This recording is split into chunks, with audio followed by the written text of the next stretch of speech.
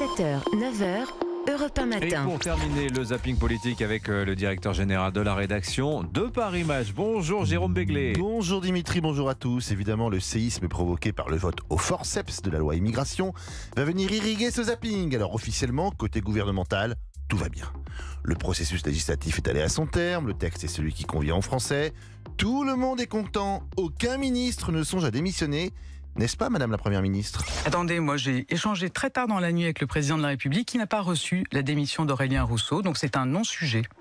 Sauf que quelques heures plus tard, après cette déclaration rassurante sur France Inter, Elisabeth Borne est sévèrement contredite par Olivier Véran, le porte-parole du gouvernement qui, à l'issue du Conseil des ministres, annonce qu'il est devenu un secret de polichinelle.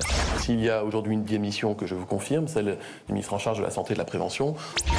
À part ça, tout va bien, tout va très bien donc. Et ce n'est pas Sacha Houlié, président de la commission des lois de l'Assemblée nationale et l'un des fameux 14 membres de cette commission mixte paritaire, qui sur RTL dira le contraire. Connaissant la fin de l'histoire, ne pas avoir de texte de l'Assemblée, c'était le risque d'avoir le texte du Sénat, un texte de droite dur. Et donc le fait d'avoir pris ce risque pour la gauche, c'est aujourd'hui une sanction qui est difficile. Et je pense que d'autres comme moi peuvent avoir ce matin ce sentiment de gueule de bois. Oui.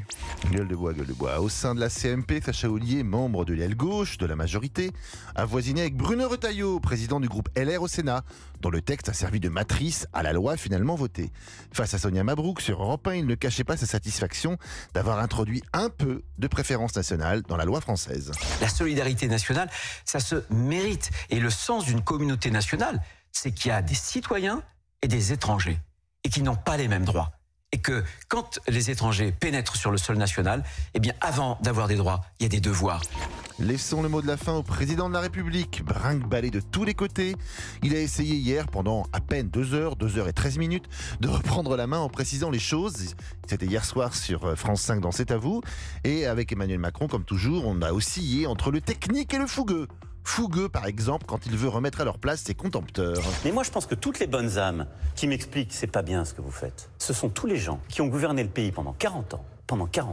Et qui ont fait quoi? Ils ont réglé le problème de chômage de masse.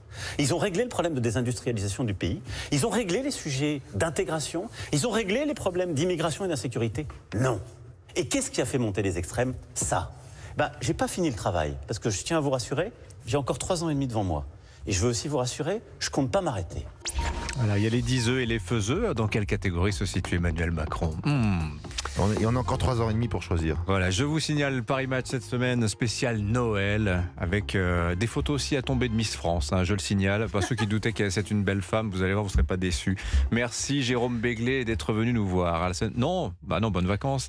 Je suis là la semaine prochaine si vous êtes voulez. Là ouais. Le taulier, il est toujours là. Merci Jérôme. Il n'y a rien de vacances. C'est vrai.